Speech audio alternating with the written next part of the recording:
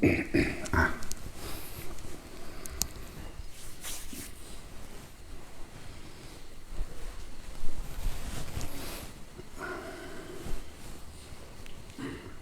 งสมสิ่งที่เป็นบุญคือความสงบภายในใจของไว้สิ่งที่เป็นกุศลคือความรู้หนทางและแนวทางออกจาก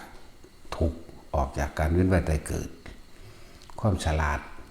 ในการเอาตัวเองพ้นออกจากเหตุการณ์ต่างๆเรียกว่ากุศลธรรมสั่งสมไว้แต่เราไปสั่งสมต่อเนื่องกันมาตอนนี้เราจะไปสั่งสมตอนใดเหตุตอนเป็นคนนี่เด้เป็นมนุษย์นี่แหละมันเกิดมาพอแห้งแล้วอะไรจังหวะสั่งสมไปเรื่อยๆถ้าเราอยู่ในทางที่เขาว่างไว้แล้วเนี่ยคือมรรคมีองค์แปดมีความเห็นถูกต้องตามความเป็นจริงได้แล้วความคิดกับทุกเหตุการณ์ที่เจอขึ้นในการเฉพาะหน้าเหตุการณ์เฉพาะหน้าประสบพบซึ่งหน้าความคิดก็คิดไปในทางที่มันเป็นตามความเป็นจริงนั่นแหละบ่ออกนอกลู่นอกทางการเบากับการพูดกับพูดแต่สิ่งที่มันเป็นความจริงและสัจจะนั่นเองนั่นแหละการกระทำใดๆทั้งปวงล้วนแล้วแต่กระทำอันเป็นบ่แม่นเครื่องขวางไปในทางที่เหตุให้เจ้าของตกต่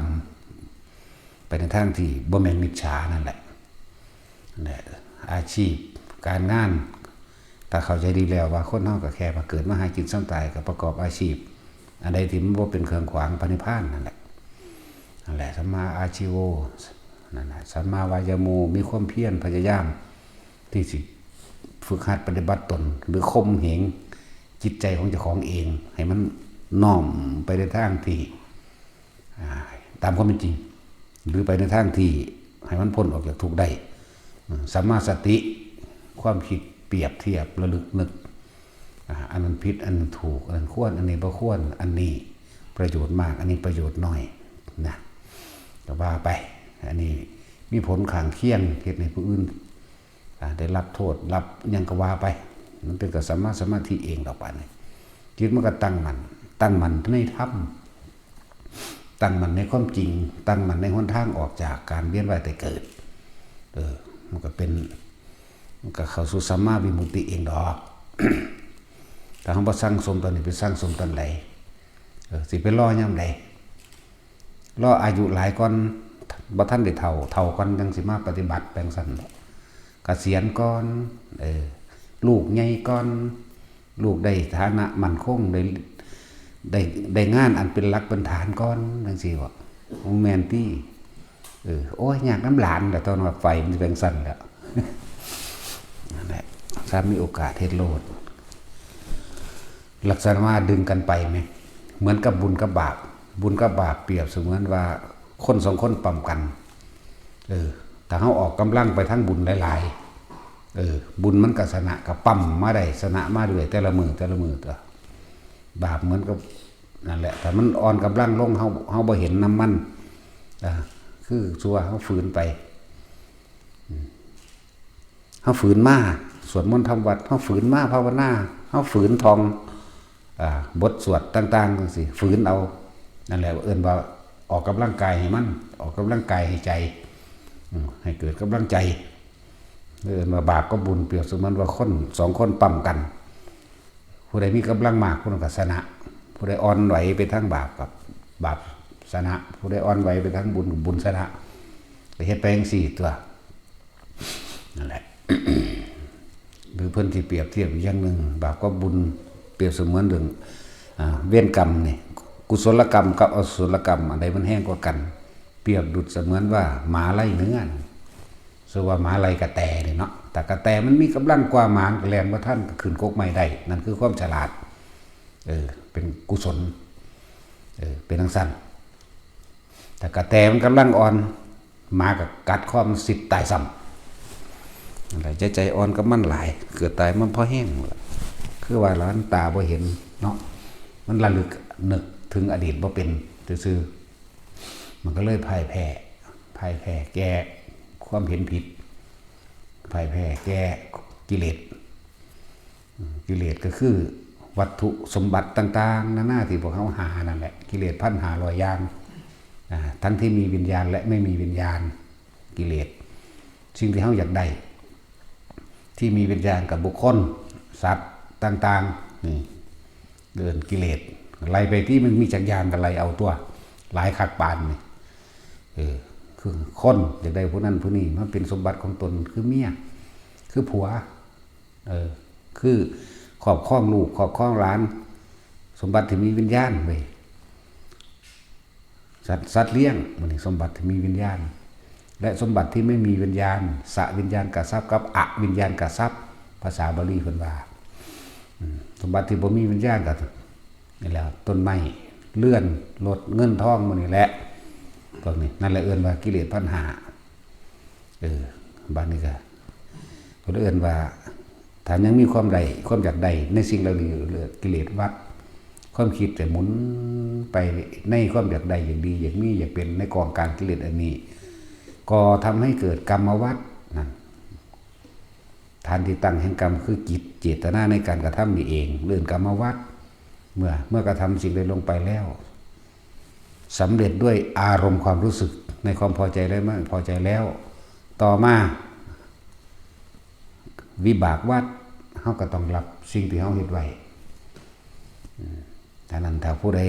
เข้าใจจุดนี้ได้คนเฮาที่บ่เคยทำผิดบ่มีคนเฮาที่บ่มีบาปเลยบ่มีเด้มีเยอะแยะมากมายเลยฉะนั้นเฮาจึงทำบุญมีบาปมั่ง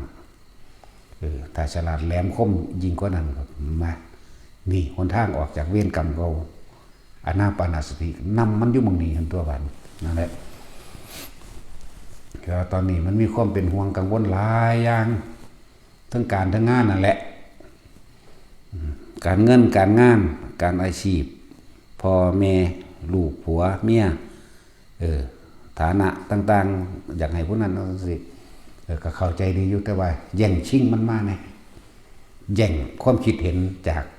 กองการกิเลสแย่งออกมาแย่งมาอย่างแย่งมาภาวนาแย่งมาสวดมนต์แย่งมาในการทำบุญทำทานบุญก็ต้องบุญจริงๆแย่งมันออกมานั่นแหละจังว่าปั๊มกันความอยากได้กับกองนี่ความอยากไปนิพพานกับกองนี่อย่างนี้อันนี้คือกองการกิเลสอันนี้คือความอยากไปนิพพานปั๊มกันเอาเมื่อใดสิพ่ายแพ้แก่สิ่งใดเมื่อใดสินั้นถ้าจะว่าโดยสรุปจริงๆแล้วกะการทำงานกับการปฏิบัติธรรมถ้าเราเข้าใจดีแล้วมันไปน้ำกันได้งานเงินอาหารยาสูบสิ่งที่อาศัยเป็นเครื่องอยู่เป็นเครื่องอาศัยของร่างกายธรรมเป็นเครื่องอยู่เป็นเครื่องอาศัยของใจฉะนั้นให้มาฝึกหัดปฏิบัติธรรมทรงฌานเจริญฌานหรือทำสมาธิอย่าเอาความรู้สึกออกจากกายนี่คือที่แนะนำอยู่เลยนี่กายก็ทำงานไปใจก็ทำไปใจก็อยู่กับธรรมเรียกว่าวิหารธรรมเขาสั่งวิหารธรรมขึ้นมาอันหนึ่งที่บอกว่าจับจุดอุณาโลมเด้อนะเหตุเป็นจิตหนึ่งตั้งอยู่เพ่งอยู่ในอารมณ์ที่เป็นหนึ่งให้เกิดความตั้งมั่นตั้งในกายณจุดใดจุดหนึ่งของกายที่เขาเอามาตั้งไว้ตรงกลางหน้าผากอยู่นี่ความคิดมันบ่ออกจากความรู้สึกในกายความคิดบ่ออกจากนิ่มๆนุ่มๆกลางหน้าผากนี่ต้นอยู่หน้าผากนี่บอนอยู่หน้าผากนี่ยังอีกละ หมุนว่นลมหัวกุดหน่อยว่าไปแล้วแต่ความรู้สึกไปสิท้ายทอดมาเป็นภาษา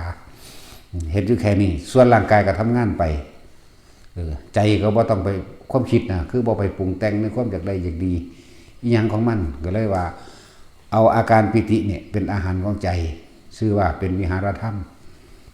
ส่วนร่างกายก็ทำงานไปเพราะว่าร่างกายมันต้องอาศัยอาหารนะแต่เฮาบ่ทำก็บ่มีผู้ใดเฮ็ดให้อาหารยารักษาโรคเพิ่นโฮมที่อยู่อาศัยตลอดทั้งเครื่องอำนวยความสะดวกต่างๆร่างกายก็เลยต้องทำไปคือต้องแต่ละมื้อแต่ละเว้นนะเฮาต้องแย่งชิงกันแต่ละหน้าที่แต่ละชั่วโมงเฮาแย่งชิงกันนั่นแหละ มันมีสติลึกรู้ได้อยู่ดอกนาแยกแยะนึกบอกว่าให้ชิ่งกันแย่งกันผู้ใดสิมีกำลังมากแต่ละมือจักน้อยๆแต่มันอยู่กันนะเว้ยแม่นบ่ล่ะบาปอกุศลนี่12 ชั่วโมงบุญกุศลนี่ก็มันได้12วันอยู่กันไปมันใครอยู่เด้แต่ว่าถ้าบาปมันเหนือกว่ามันสิค่อยไปตามเด้บาปอกุศลนั่นมันสิเหนือขึ้นบุญก็เลยบ่มีกำลัง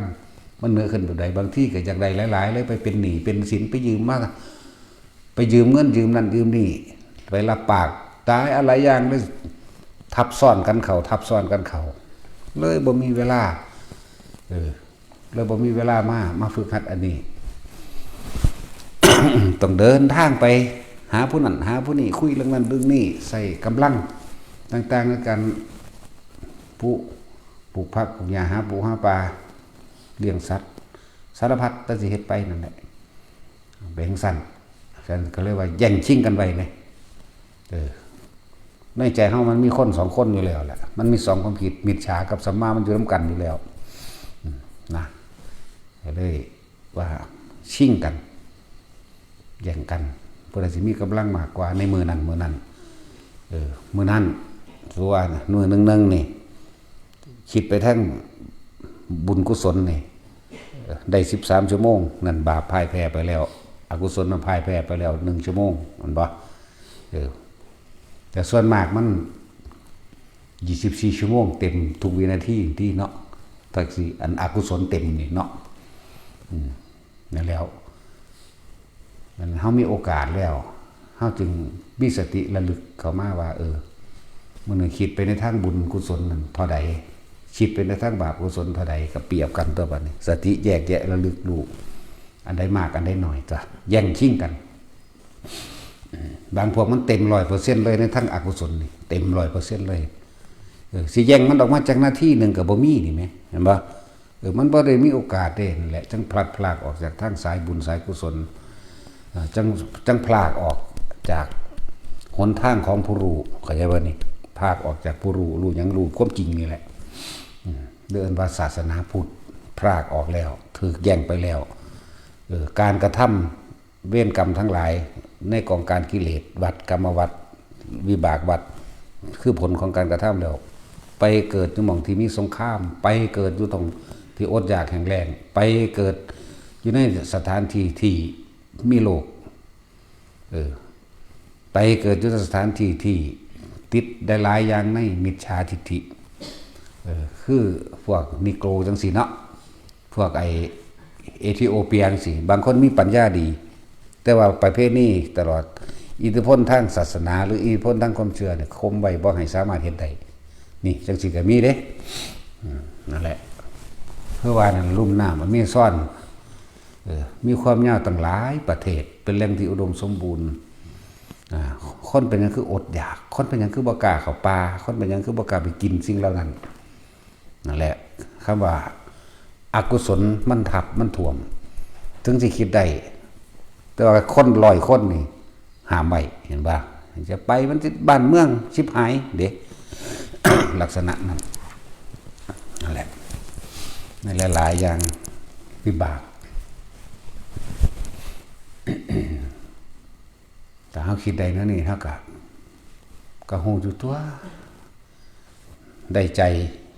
ได้ทำรู้ความคิดเจ้าของเองท่านความคิดเจ้าของเองไ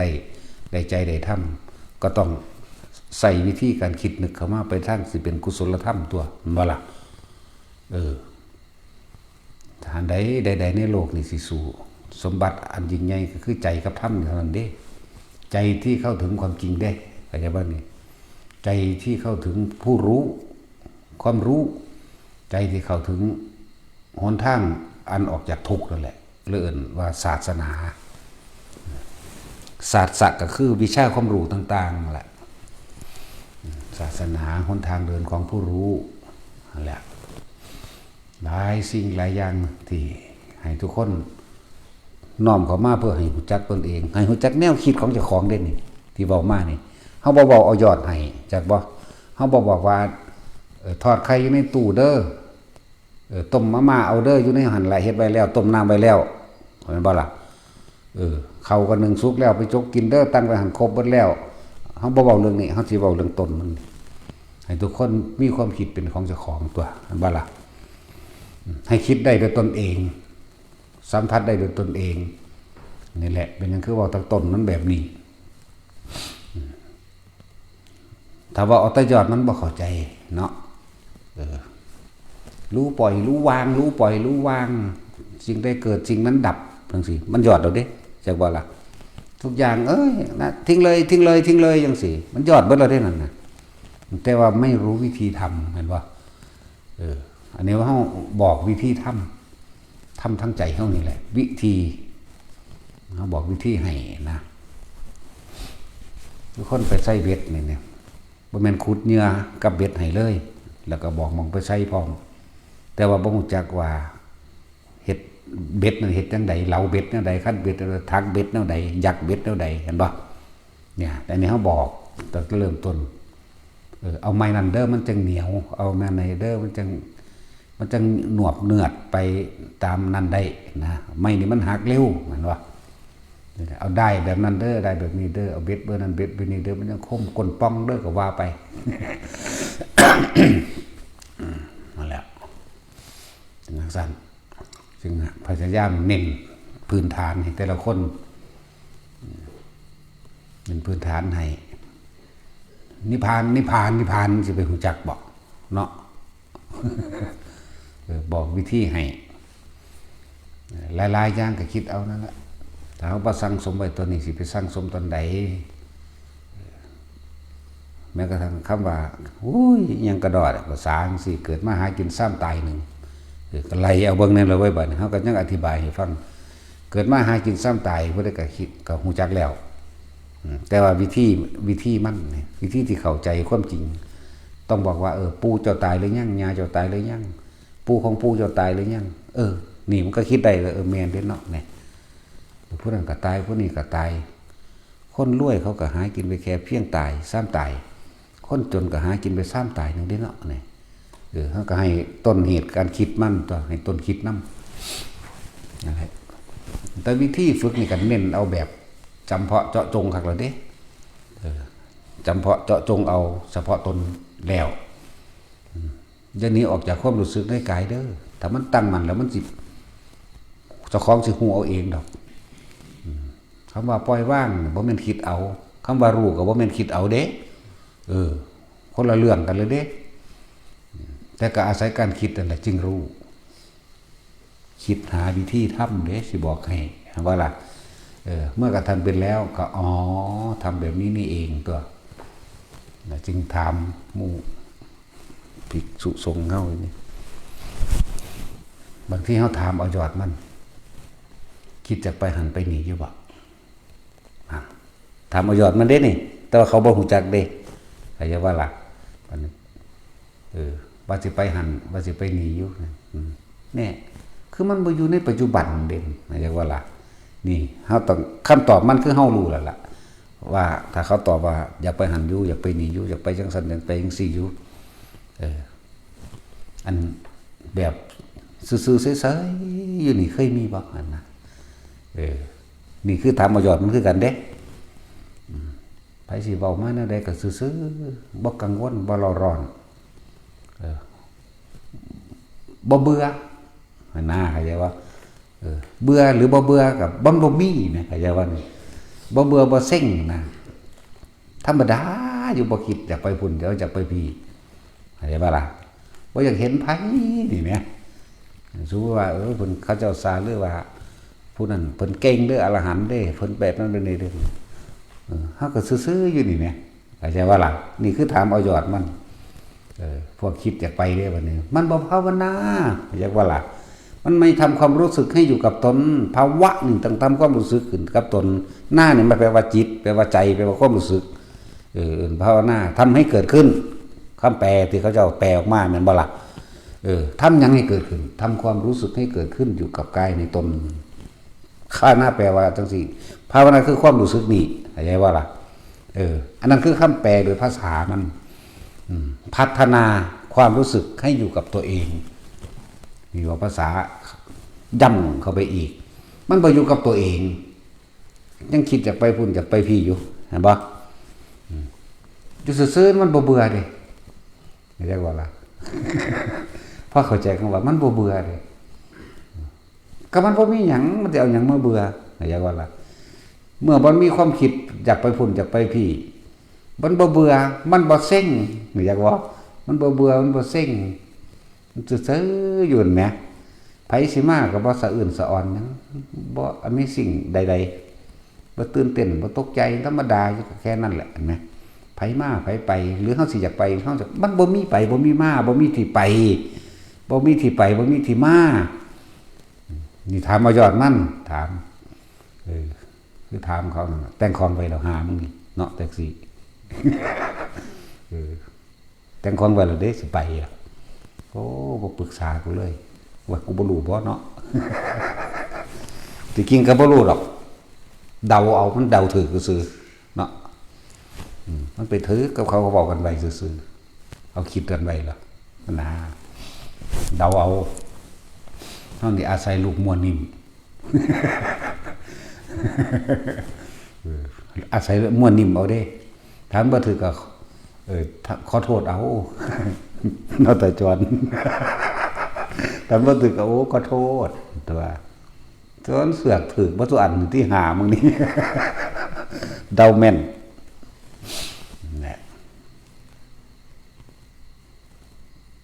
ถ้าเราอยู่กับเฉพาะความรู้สึกตัวของเองตลอดบ่มีเบื่อบ่มีนายบ่มีเซ็งบ่อยากไปบ่อยากมาบ่มีอีหยังบ่สะอื่นสะอ่อนกับสิ่งใดบ่สะทกสะท้านบ่หวั่นไหวเด้มันก็อยู่ของมันไปจังซั่นเด้บ่มีเกิดพร้อมบ่มีตายพร้อมเด้บ่มีเกิดบ่มีตายบ่มีเรือบ่มีนายบ่มีใดๆทั้งสิ้นเด้บ่เซ็งผู้ใดบอกมันใดก็มันก็ซื่อลืออยู่เข้าใจว่าล่ะนั่นแล้วจังถามว่าผู้ใดภาวนาเป็นแบบนี้หรือยังถามได้แบบนี้หรือยังถ้ายังอยากไปอยู่นิดๆมึงก็อยากไปนิดๆนั่นแหละมึงก็อยากไปหลายๆแล้วบ่ว่านิดๆดอกเพราะว่าการไปบางที่มันไปประสบพบเหตุประสบการณ์เหตุการณ์เฉพาะหน้าแม่นบ่ไปสร้างอารมณ์ในเหตุการณ์เฉพาะหน้าก็มีเด้เนาะอะไรจังว่าให้มันตั้งมั่นคักๆซะก่อนอยู่ในความรู้สึกตัวเองจนจับความรู้สึกเมื่อไหร่ได้เมื่อนั้นพุ่นละมีเกิดยังเกิดปั๊บเข้ามาในความรู้สึกตัวเองนวงเข้ามาโหลดผู้บ่นวงผู้ล้มแล้วก็ล้มเข้ามาโหลดแต่ว่านี่ผู้ล้มก็ล้มโหลดผู้นวงบนหัวบนหน้าผากก็นวงเข้ามาโหลดเกิดยังขึ้นปั๊บดึงเข้ามานี่ปั๊บโหลดการคุยเจรจาปราศัยกันก็คุยไปตัวความรู้สึกมันสิบ่แล่นไปตามการโต้ตอบกันเด้ไม่ใช่ว่าล่ะพี่เฮาอยู่พี่นั่นแหละให้มันตั้งมั่นซะก่อนให้มันเป็น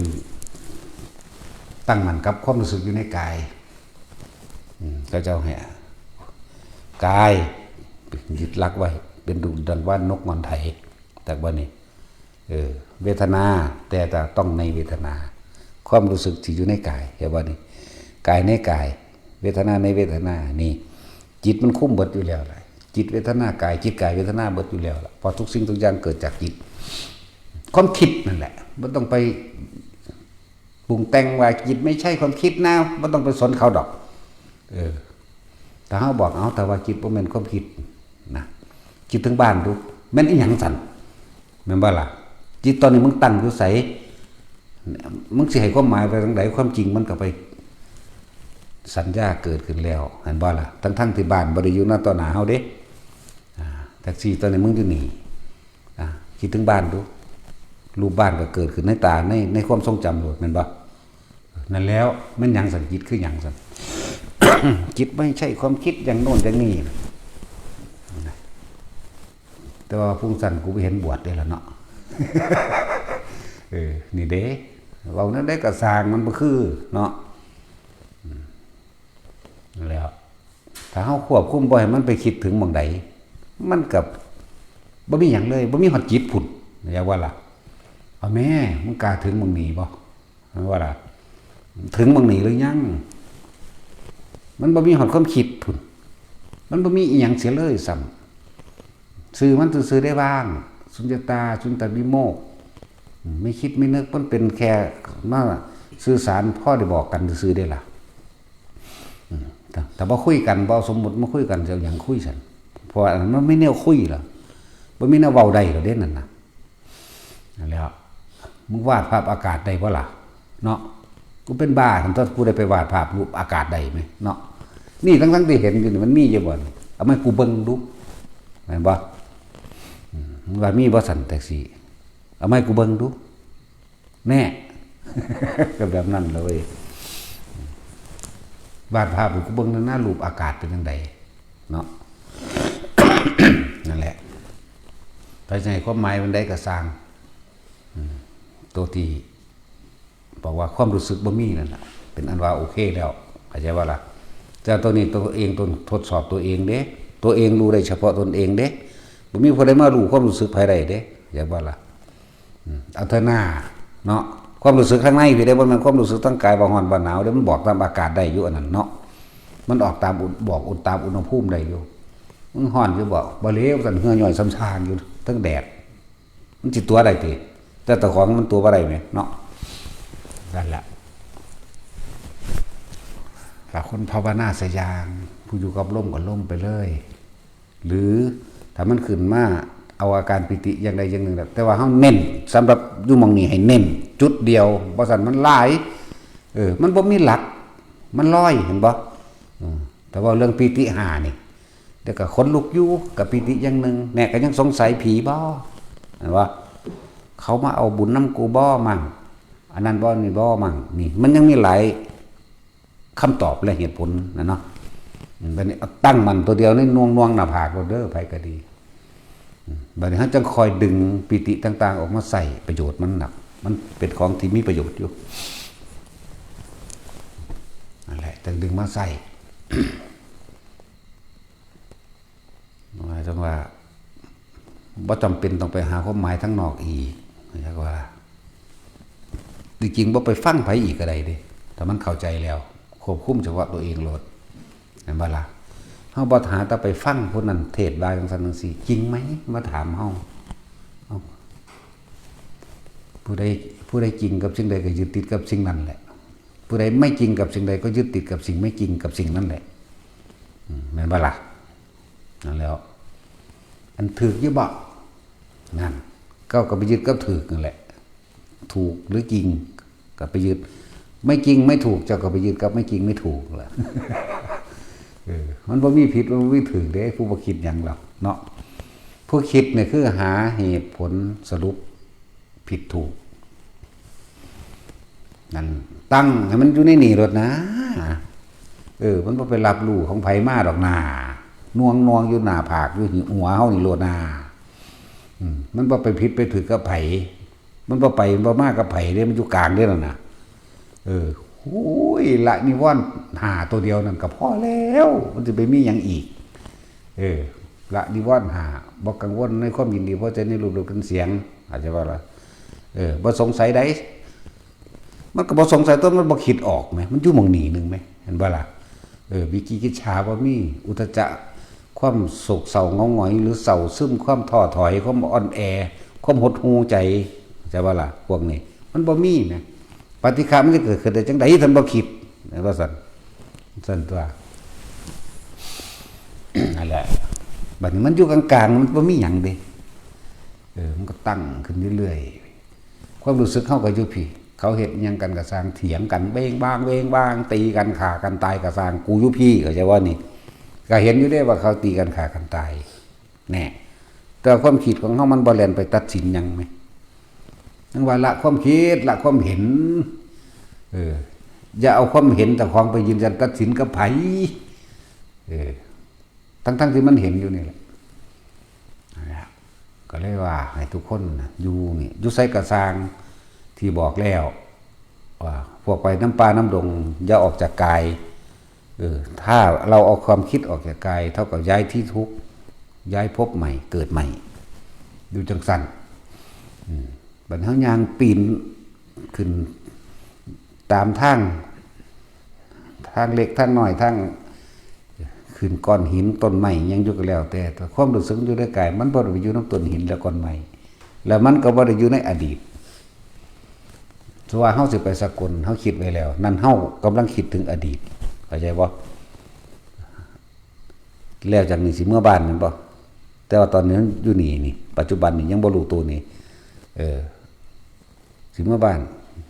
ความทรงจำทางบ้านเกิดแล้วเป็นอดีตเด้นั่นบ่ได้คิดเด้ตายเมื่อไหร่มึงก็ไปวังหันซะก่อนจึงไปตั้งอยู่ตั้งหันตั้งหลักอยู่หันซะก่อนนะอารมณ์ตัวพอใจบ่พอใจพี่เด้มึงสิไปพบใดบัดนี้สิเป็นกามภพรูปภพอรูปภพเว้าจังซี่มันเข้าใจยากกามภพรูปภพอรูปภพนั่นแหละเรื่องอธิบายฟังเข้าใจง่ายๆเอาเพราะว่าจิตมีที่ตั้งก็แปลว่าคิดถึงเห็นบ่สิใส่คำว่าจังไสซั่นแต่บ่คำว่าคิดถึงมันบ่เข้าใจจิตไม่ใช่ความคิดนะเขาว่าเป็นยังก็สร้างให้แม่มึงยังไม่หยุ่งหยังกับกูเนาะมึงคือบ่ภาวนานี่เห็นว่านี่กูบ่มีหอดจิตพุ่นสั้นตัวนั่นแหละจังว่าหลายความหมายให้ตามลำดับของไผของมันเด้อแต่สิพูดถึงปัญญาของคนมันมีเนยยะ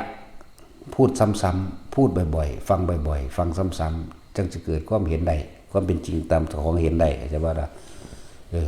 นั่นแล้วอีกอันนึงก็ขีปาพินทาขีปาพิญญาเป็นบ่ล่ะพวกตัสรู้เร็วทันทาพิญญาพวกตัสรู้ช้าหมายถึงว่ารู้ช้ารู้เร็วนึงได้ล่ะนะจังสิเว้าไปใหม่ยังบอกว่าแนวจังซี่ก็เลยเนาะพวกรู้เร็วพวกรู้ช้าแล้วก็พวกรู้เร็วรู้พวกรู้ปานกลางแล้วก็พวกรู้ซ่าๆอันปัทปรมะบ่ได้แม่นปัญญาเด้นั่นมาอันนั้นบัวซีเราหรือบัวเราซีนั่นถามเราเท่านั้นแหละอันเราที่ซีมันบ่เอามาเว้าดอกแต่ว่าก็เทียบไว้ซื่อๆนั่นแหละ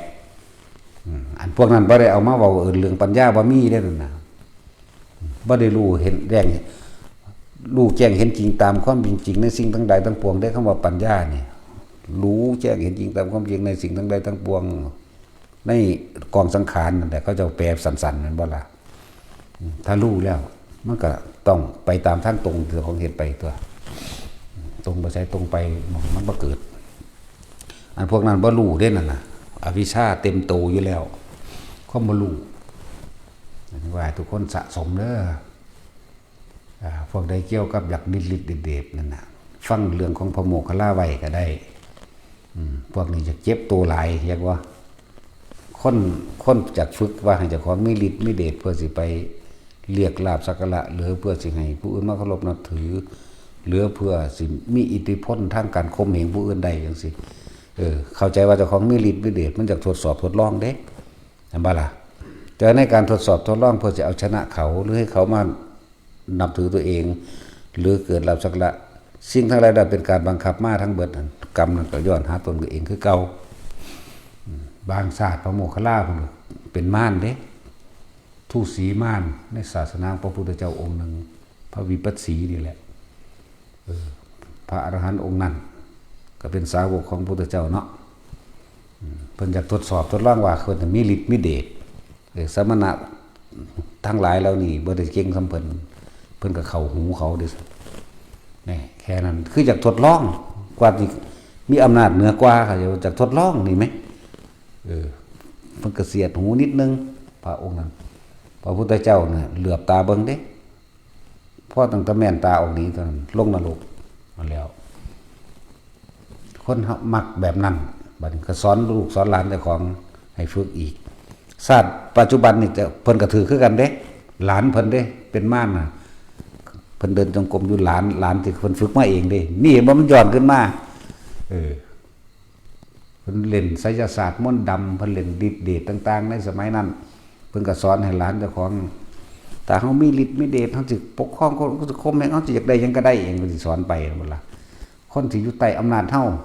บัดซาดนี้ก็คือการหลานเพิ่นจักชื่อว่าได้ล่ะลืมชื่อละเพิ่นเดินจงกรมอยู่รู้สึกเป็นนักท้องนั่นเดินจงกรมอยู่เดินไปเดินมาเป็นอึดอัดในร่างกายเป็นนักท้องอิหยังกันแน่เนาะเลยกำหนดเบิ่ง อันส่วนม่านผู้เป็นหลานนั่นก็ว่าบ่มีผู้ใดรู้เฮาได้นะเพิ่นก็กำหนดรู้ก็รู้อ๋อดูก่อนม่านออกมาเถอะก็คุยกัน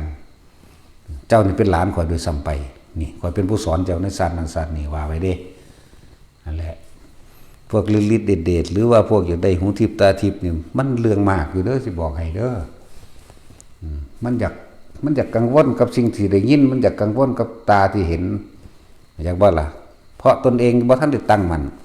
โอ้ยเอาอรหันต์ก่อนหน้าไผก็เลยจังเอากระไรแบบที่หลังพวกนั้นเนาะมันจังบ่หวั่นไหวกับสิ่งที่หูที่เห็นได้ยินได้กินเนาะมันแม่นเด้ พวกว่าท่านได้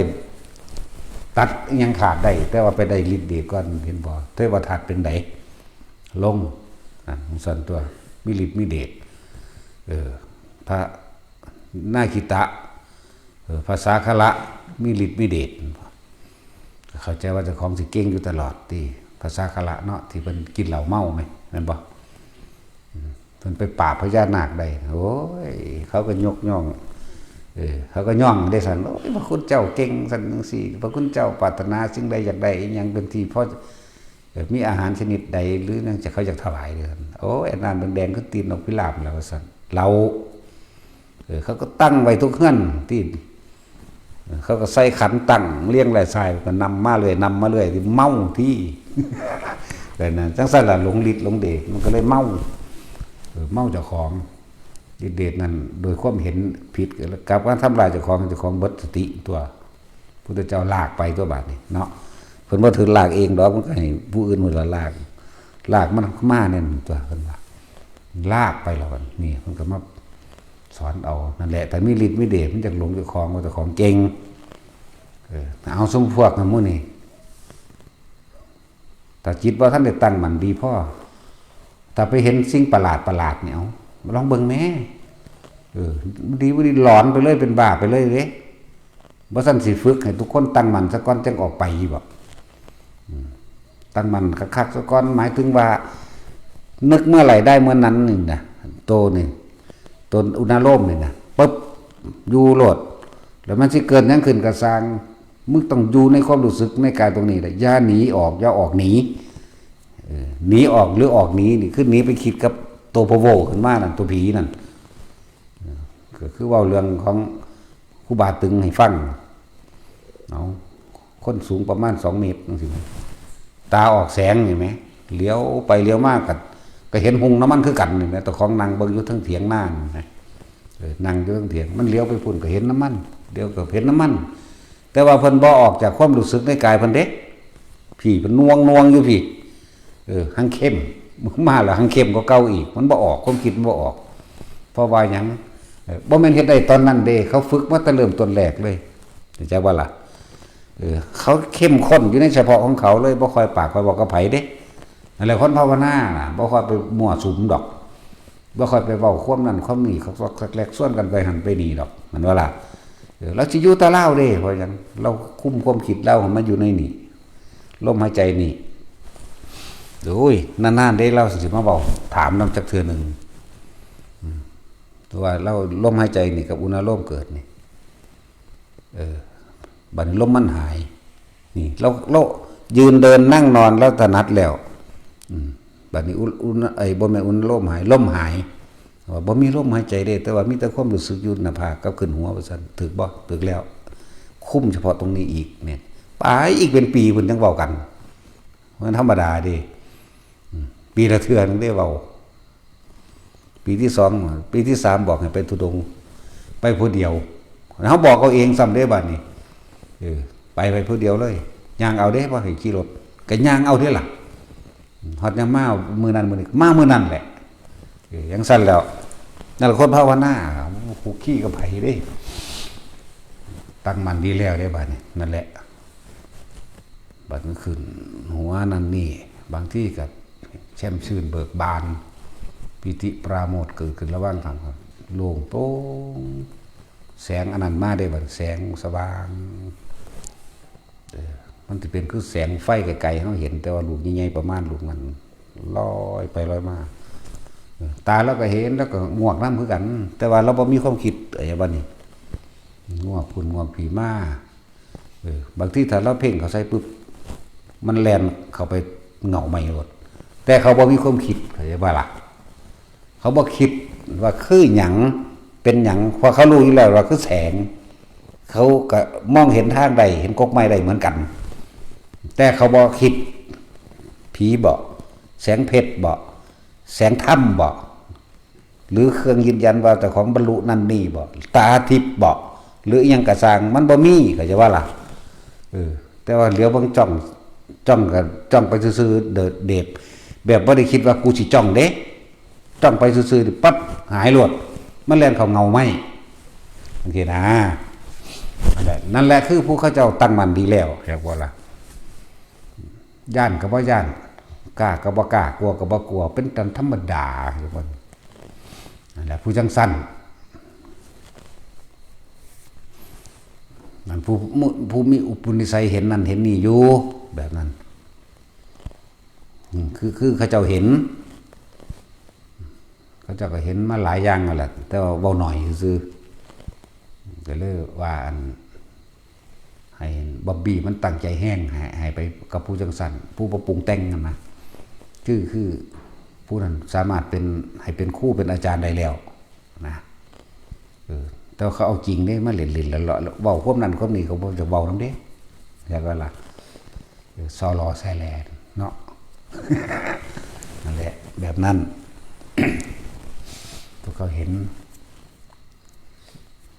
น้องพี่จุ้ยนี่ก็ได้คือกันก็ให้เป็นแนะนำหมู่ได้แล้วคือกันแต่ว่าเห็นประหลาดเป็นเพราะท่านได้หลายทำผู้นั้นนะเห็นประหลาดเห็นสิ่งแปลกปลอมสิ่งที่มันผุดขึ้นมาต่างๆนั่นแหละนิมิตต่างๆกลิ่นต่างๆเสียงต่างๆก็เห็นคือกันแต่ว่าหลายทอผู้นั้นเพื่อนเห็นหลายเพราะว่าเรามักไปผู้เดียวไปผู้เดียวความสงบเงียบความวังเวงกับความประคองความคิดไว้บ่ให้มันออกจากกายมันก็ละเอียดเขาพบภูมิต่างๆที่ละเอียดเขามันก็เห็นทั้งที่บ่อยากเห็นแต่ว่าเห็นแล้วบ่คิดนี่นะละคือบ่คิดแต่คิดบ่แม่นละหมายถึงตอนนั้นแหละตอนไปเห็นน้ำปลา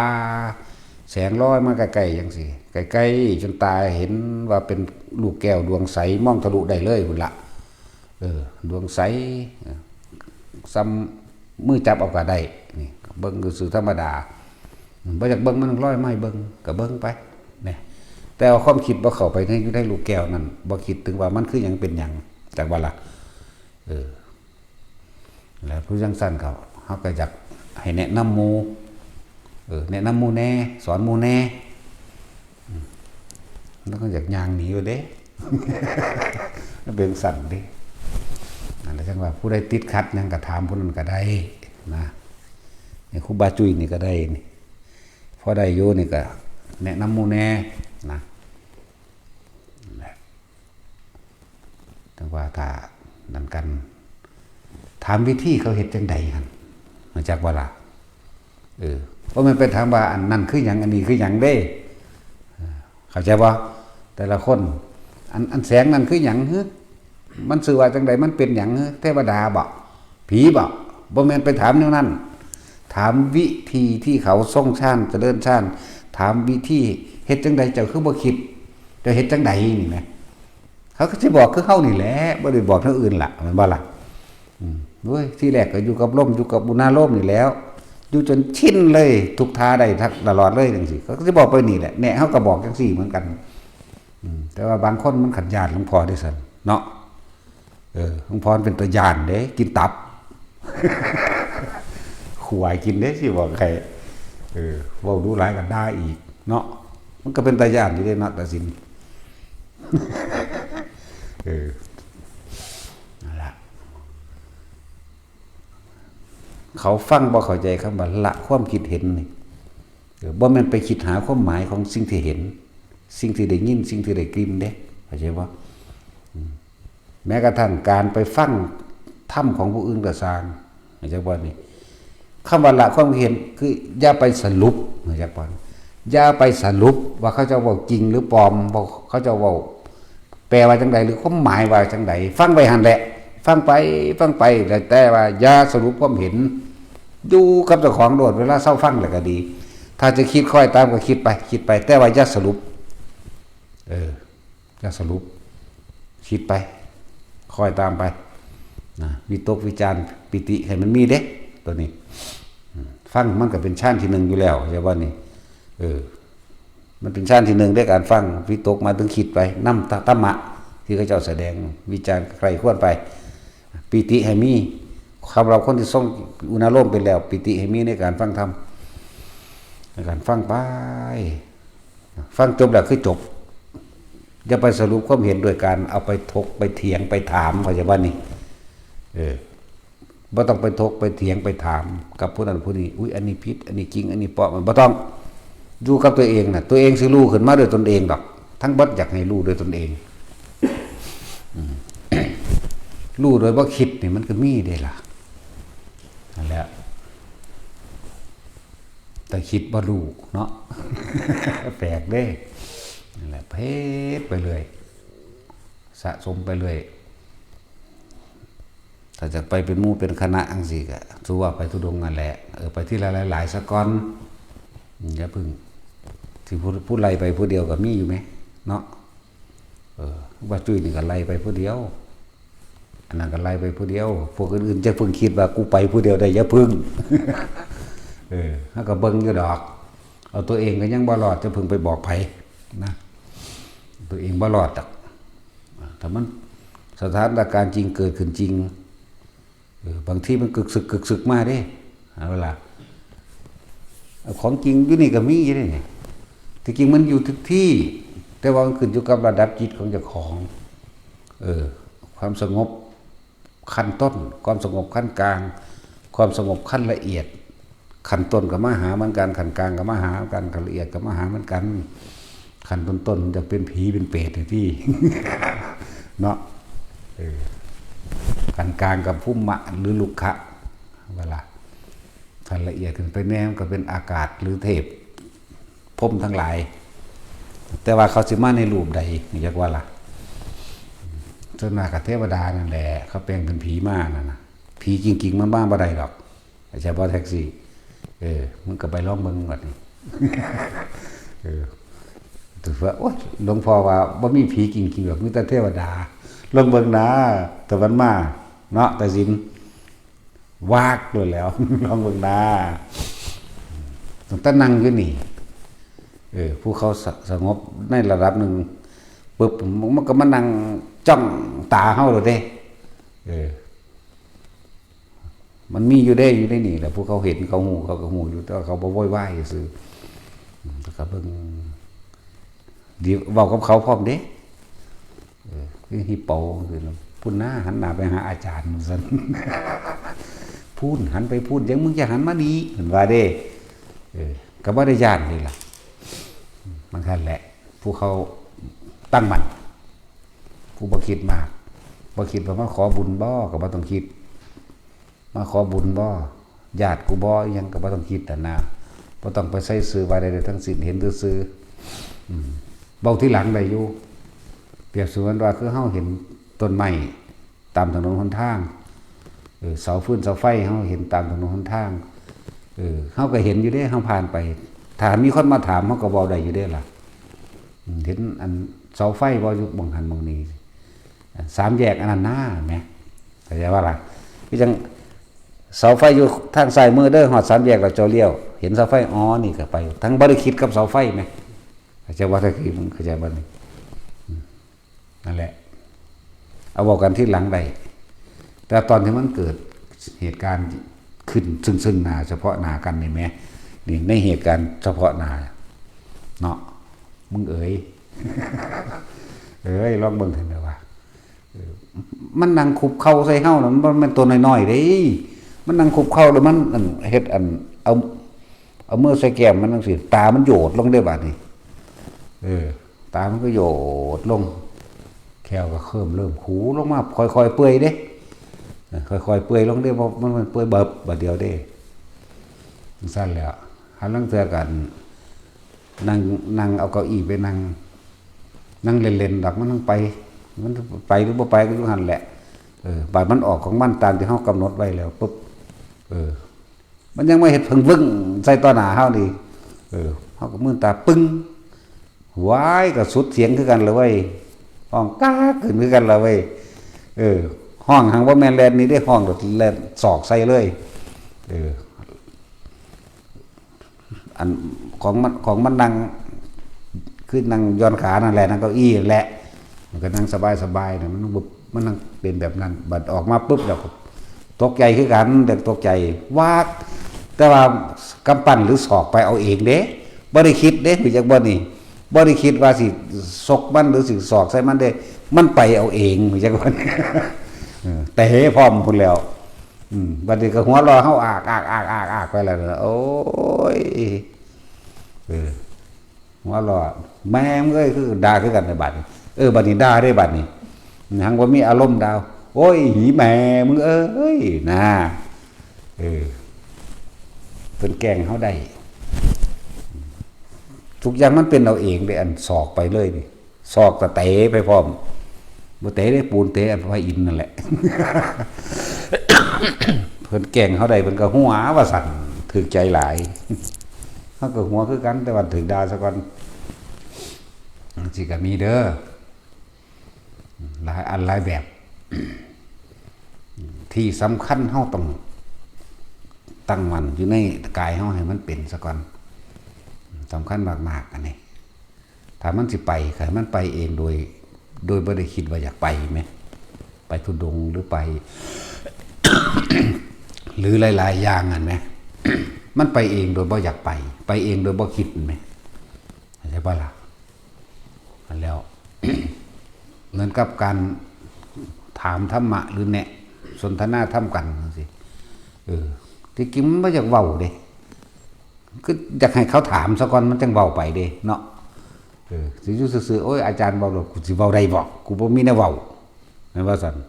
มันก็ต้องมีผู้ถามก่อนตัวเนาะไม่บ่เว้าหยังหนีเด้โดดแล้ว มีเท่านั้นเด้บ่เว้าหยังหนีได้นี่โดดมันบ่ได้มีความคิดว่าสิเว้าเรื่องนั้นเรื่องนี้นะ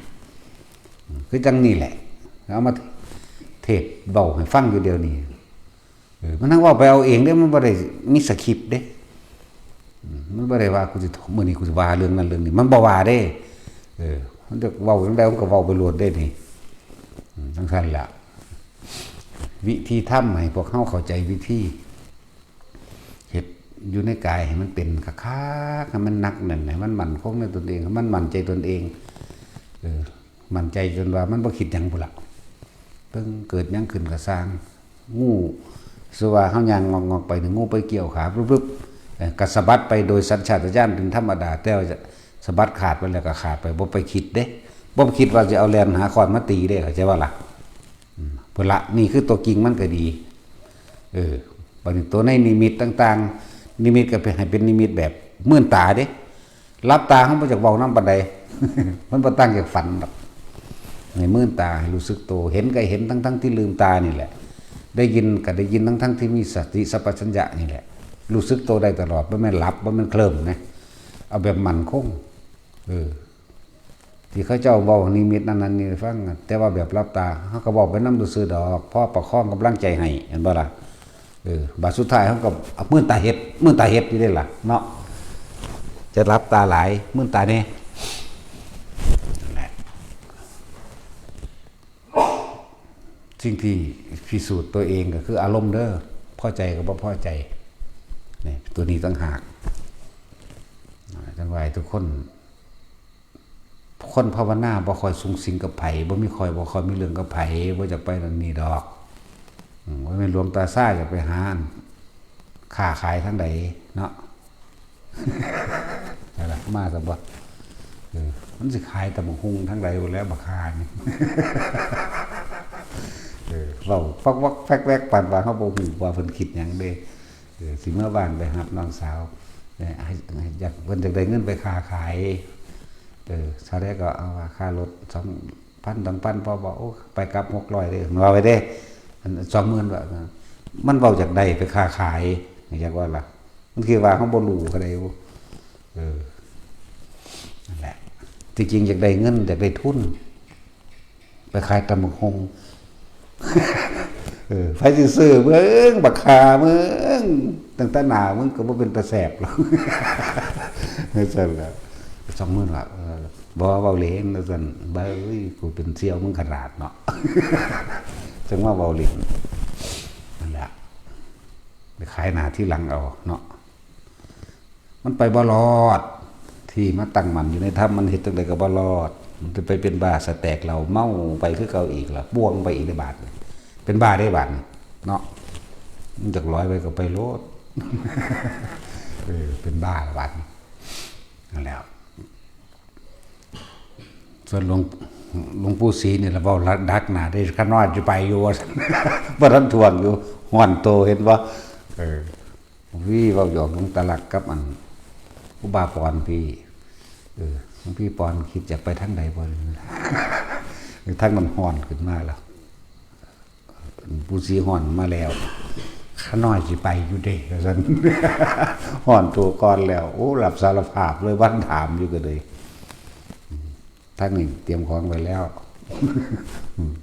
เพิ่นสิไปทางใดล่ะพุ่นละทั้งอันหนองคงหนองค่ายเพิ่นนั่นแหละแล้วมันก็มีแนวดูอยู่หั่นล่ะเด้อคือเดาเอาเดาเอาจังซั่นตาทั้งท่าเว้าอันนั้นอันนี้ไปซื้อแล้วเบิ่งเพิ่นสิเอาความจริงมาเว้าบ่เนาะนะแล้วบ่ให้ไปซ้ำหรือสิฝืนไปบุอย่าไปมันสิเก็บขาก็เว้าอยู่ได้ล่ะมันขาขาดแล้วนะมันเบิ่นไปอีหลีก็เลยเห็นบ่ตอนนี้นะโมก็ยังบอกแล้ว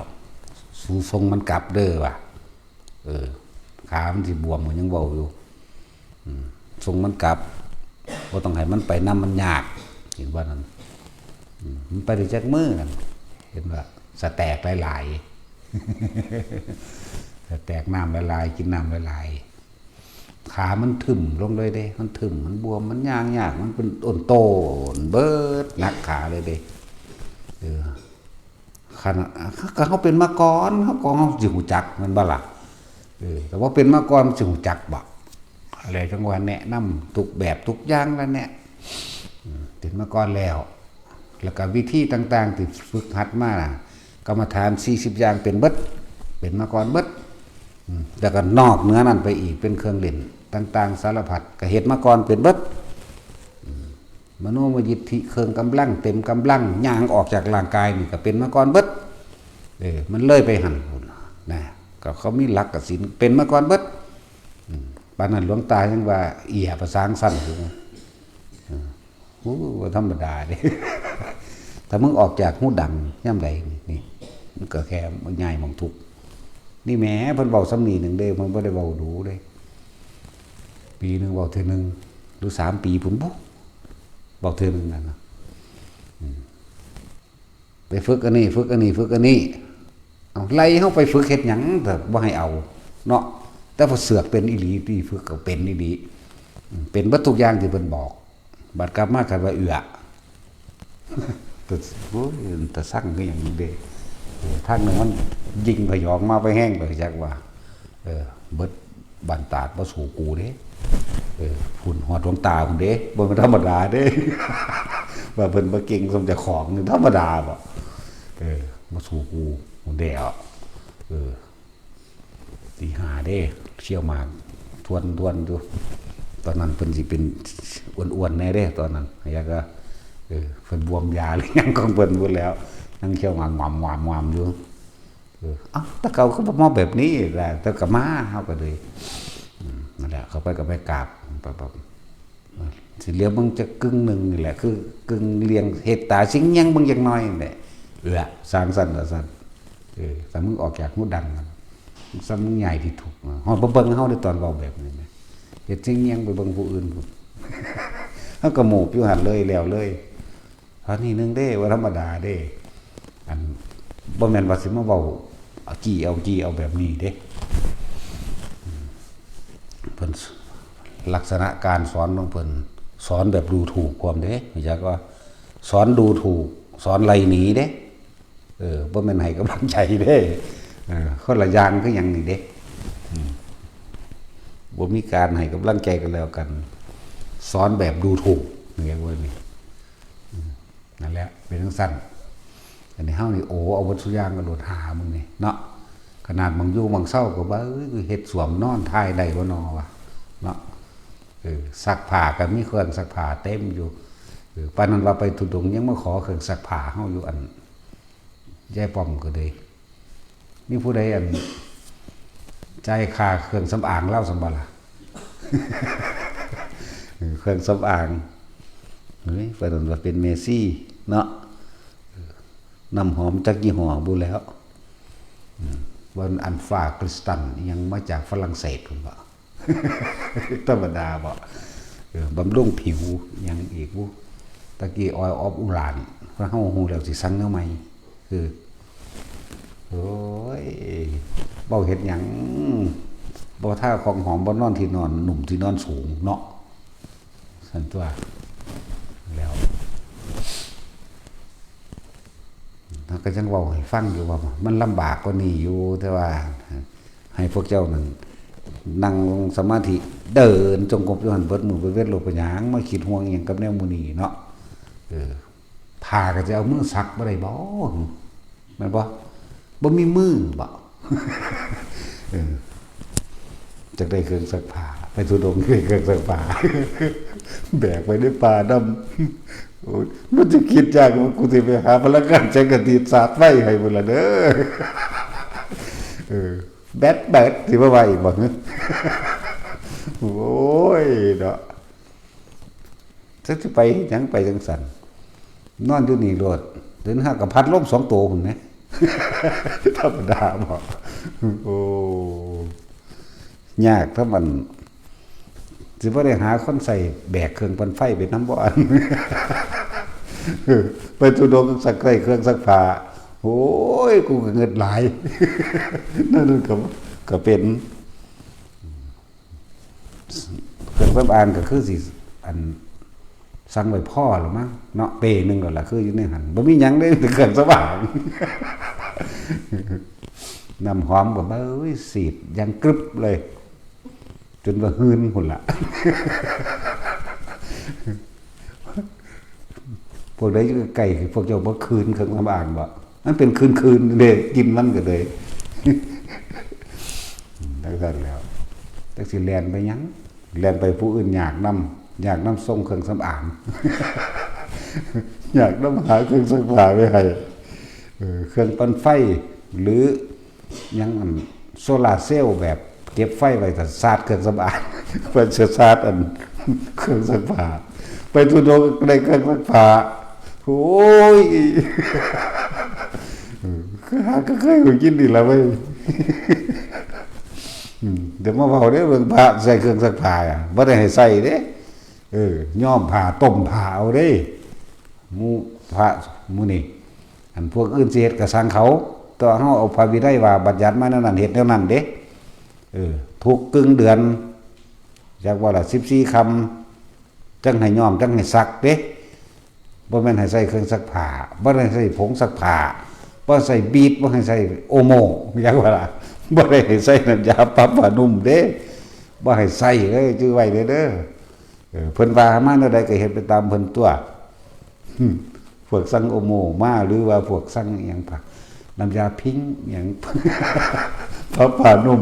บ่ได้ให้ใส่เด้อ